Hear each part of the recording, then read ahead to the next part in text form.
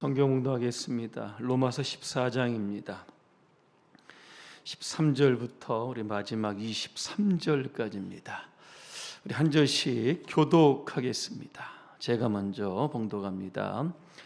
그런즉 우리가 다시는 서로 비판하지 말고 도리어 부딪힐 것이 없나 거칠 것을 형제 앞에 두지 아니하도록 주의하라.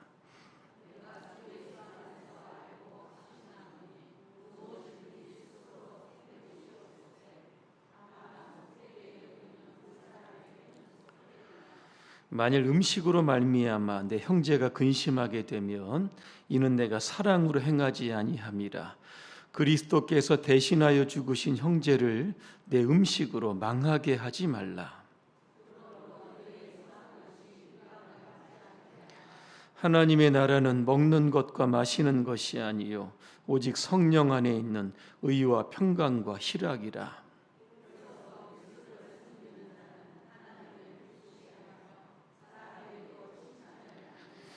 그러므로 우리가 화평의 일과 서로 덕을 세우는 일을 힘쓰나니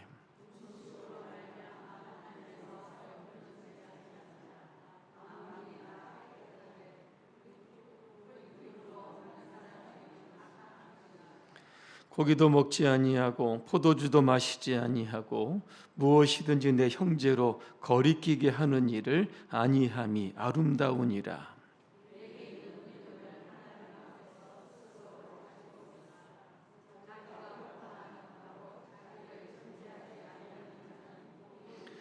함께합니다. 의심하고 먹는 자는 정죄되었나니 이는 믿음을 따라하지 아니하였기 때문이라. 믿음을 따라하지 아니하는 것은 다 죄니라. 아멘. 걸림돌이 되지 맙시다 하는 주제로 말씀을 드리겠습니다. 할렐루야. 아멘. 옆 분과 인사하겠습니다. 걸림돌과 장애물이 되지 맙시다.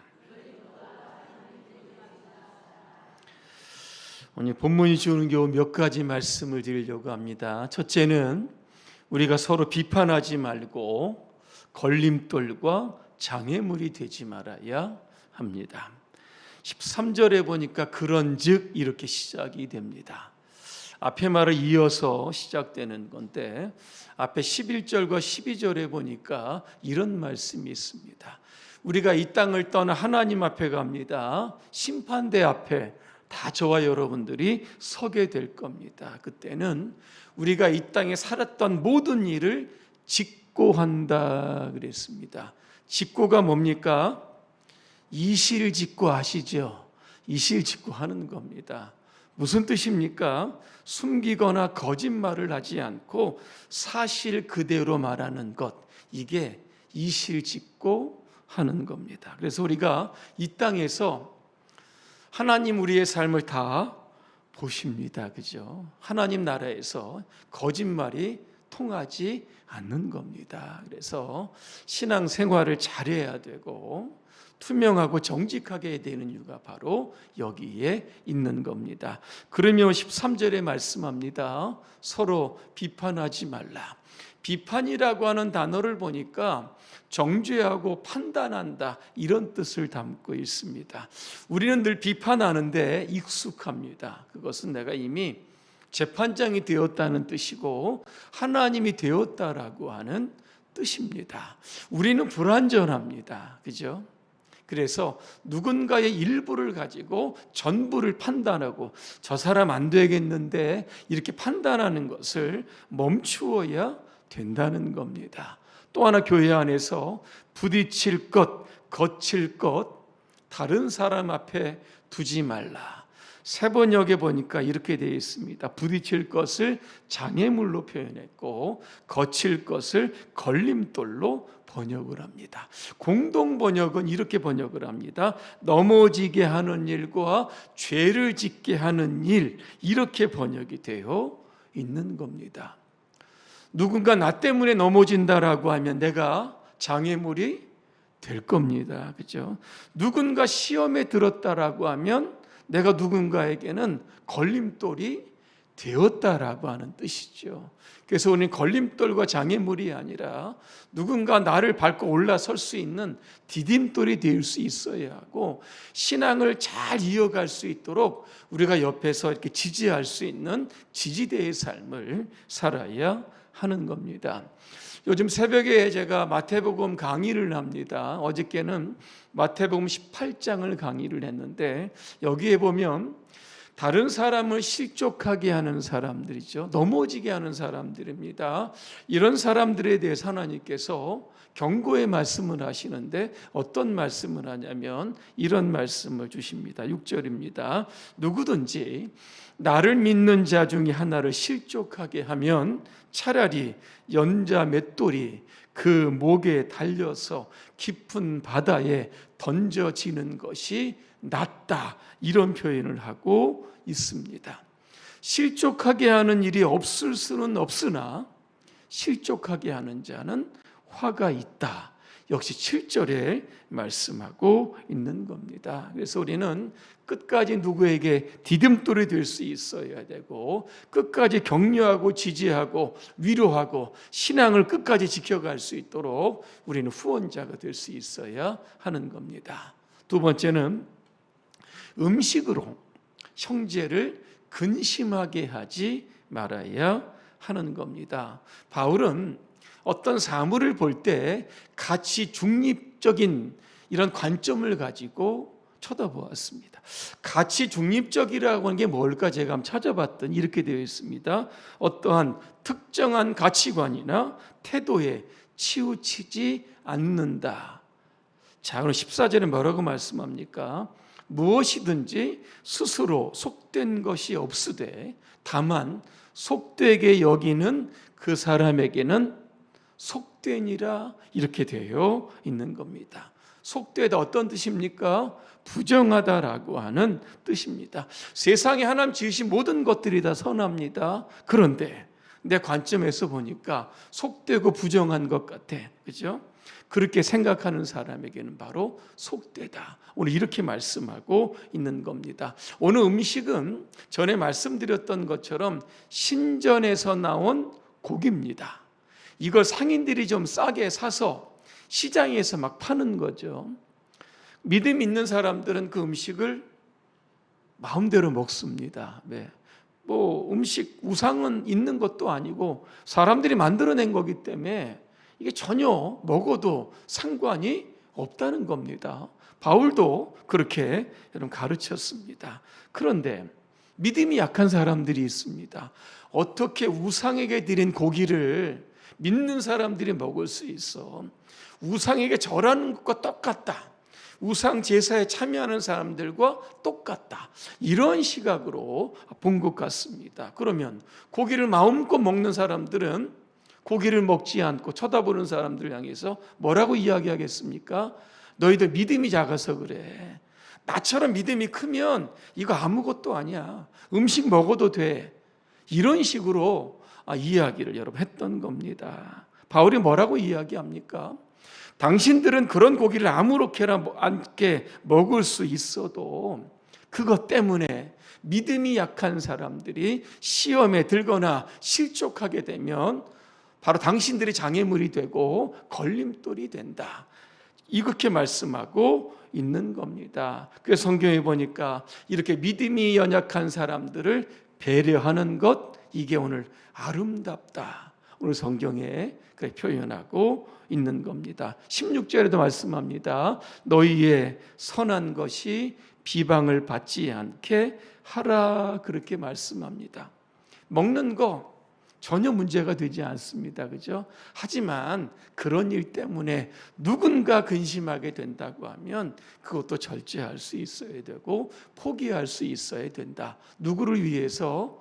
믿음이 연약한 사람들, 넘어지지 않기 위해서 연약한 자를 배려하는 것이 정말 중요하다, 그렇게 말씀합니다. 그러면서 이제 시선을 조금 바꿉니다. 하나님의 나라는 먹는 것과 마시는 것이 아니다. 성령 안에서 세 가지를 말씀합니다. 의와 평강과 희락이다, 그렇게 말씀합니다. 여러분, 의가 뭡니까?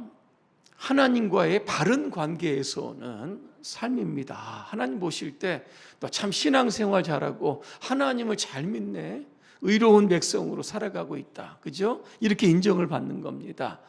그 다음에 여러분, 화평은 뭡니까? 이게요, 화목으로도 번역되는 거죠. 그러니까는 다른 사람들 간에 화목하고 조화롭게 지내는 거, 이게 바로 오늘 화평입니다.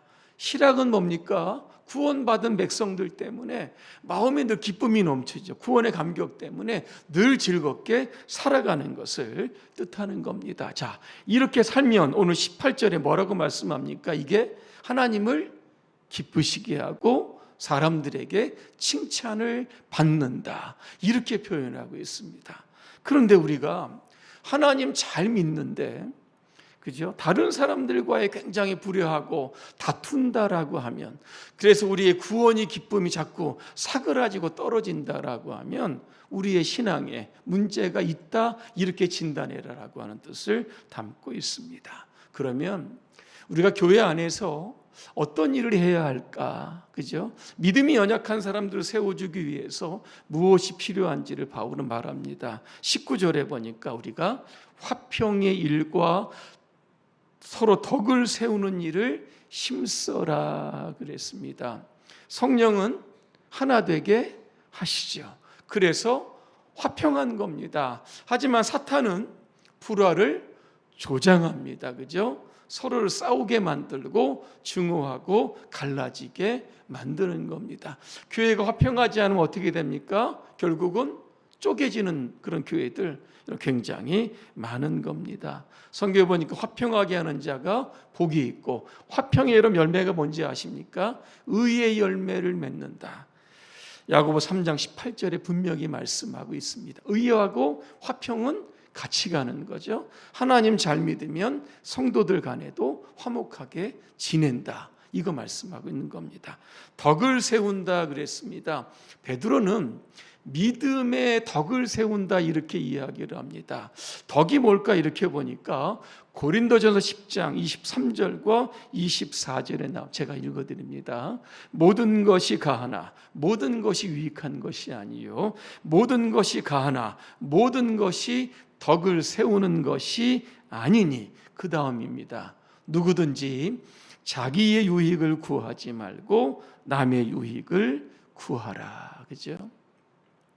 내 유익이 아니라 다른 사람들의 유익을 구하는 삶, 이 믿음의 덕을 세우는 삶이다. 이거 베드로가 이야기하고 있다는 겁니다.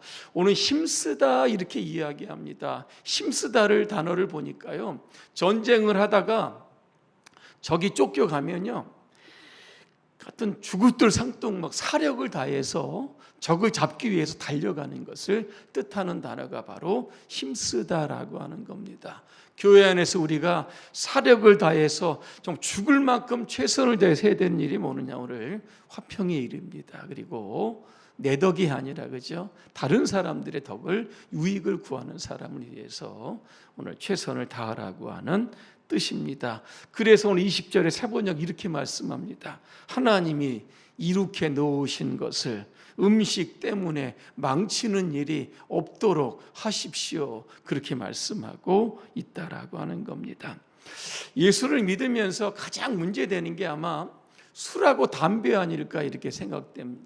이것 때문에 천주교로 가신 분들 굉장히 많을 겁니다. 우리 선교사가 왔습니다. 그죠? 기독교 초창기에 보니까 술과 담배를 그렇게 먹으라고 허용했다고 합니다. 어떤 이제 큰 데서 이제 사경회를 합니다. 하루 종일 하는데 한 몇 시간의 휴식, 10분씩 아마 휴식 시간을 준 것 같아요. 그러면 그들에게 담배도 주고 술도 이렇게 줬다고 합니다. 자, 그런데 문제가 생겼죠. 술을 그냥 토요일 하루 밤새도록 퍼마시는 겁니다. 그래서 주일에 안 나오는 겁니다. 선교사들이 이제 결심을 합니다. 앞으로 술 마시고 담배 피는 사람들 그 임직자로 세우지 않겠다 그랬더니 딱 끊었다고 합니다. 그때부터 기독교는 뭡니까? 술하고 담배는 안 하는 곳, 이렇게 정착이 여러분 딱 되었다는 겁니다. 그래서 장로교에서 그 당시에 7가지 강령을 이 성도들에게 알려주었다고 합니다. 7번째가 뭔지 아십니까? 금주, 금연 이렇게 이야기하고 있다라고 하는 겁니다. 불신자들은 말합니다. 술 먹고 담배 먹으면 뭐 지옥 가는 것도 아닌데 왜 그렇게 하지 말라고 그렇게 이야기하냐? 여러분 맞습니다. 그 말은 그죠? 뭐 술 먹는다고 천국 못 가겠습니까? 담배 핀다고 여러분 뭐 다 지옥 갑니까? 그렇지는 않을 겁니다. 하지만 믿음의 사람들이 술 먹고 담배 피고 사고 치고 문제를 일으킨다라고 하면 불신자들이 그죠? 하나님 믿는 사람들은 왜 이래야 막 이렇게 손가락질 할 거고 특별히 믿음이 연약한 사람들이 있을 겁니다. 아이고 세상 사람이나 믿는 사람들이나 다 똑같네? 아마 이렇게 하면서 시험에 들 가능성이 많이 있다. 그러면서 오늘 21절에 이 모든 것들을 다 통합해서 이야기하는 겁니다. 고기도 먹지 아니하고 포도주도 먹지 아니하고 무엇이든지 내 형제로 거리끼게 하지 않는 것, 이게 아름답다. 오늘 바울은 이렇게 정의를 하고 있는 겁니다. 여러분 결론입니다. 오늘 23절을 이렇게 들여다보니까 의심하고 먹는 자는 정죄되었나니 믿음을 따라하지 아니하였기 때문이라. 믿음을 따라하지 아니하는 것은 다 죄다 그렇게 말씀하고 있습니다. 우리 하나님을 믿고 하나님의 뜻을 따라가야 되는데 그죠? 하나님의 뜻에 부합되지 않는 것들은 다 죄다 이거 말씀하고 있는 겁니다. 특별히 우리는 믿음이 연약한 자를 위해서 우리 마땅히 누려야 할 자유, 권리, 의무들을 제한할 필요가 있다는 겁니다. 왜? 나 때문에 누군가 시험에 들면 되지 않기 위해서 그런 겁니다. 그래서 오늘 저와 여러분들이 이 믿음이 연약한 사람들, 새신자들, 새가족들에게 신앙의 모델이 되고 이정표가 되었으면 좋겠습니다. 나는 저분 보니까 교회 다니고 싶다. 저분이 믿는 신앙 나도 한번 이렇게 따라가고 싶다라고 하는 그런 성숙한 신앙의 여러분, 이정표의 모델이 여러분 다 되어주셔서 우리 안에 그죠? 믿음이 연약한 자들, 새로 시작한 사람들이 실족하지 않고 우리 공동체에 믿음의 뿌리를 내리고 함께 연합해서 주어진 우리 교회의 귀한 일들을 잘 이루어가게 되시기를 주님의 이름으로 축복합니다. 기도하겠습니다. 은혜로우신 하나님, 우리의 성장과 성숙이 다른 연약한 성도들을 잘 섬겨주고 태워주는 그런 통로로 쓰임받게 하여 주시옵소서. 마땅히 누릴 권리도 좀 포기하고 제한하게 하여 주시옵소서. 특별히 오늘 우리가 주님 보시기에 아름다운 삶을 살게 하여 주시고 불신자들이나 초신자들이 볼 때 성숙한 믿음의 이정표 사인으로 살아가도록 우리 모두를 축복하옵소서. 예수님의 이름으로 기도합니다.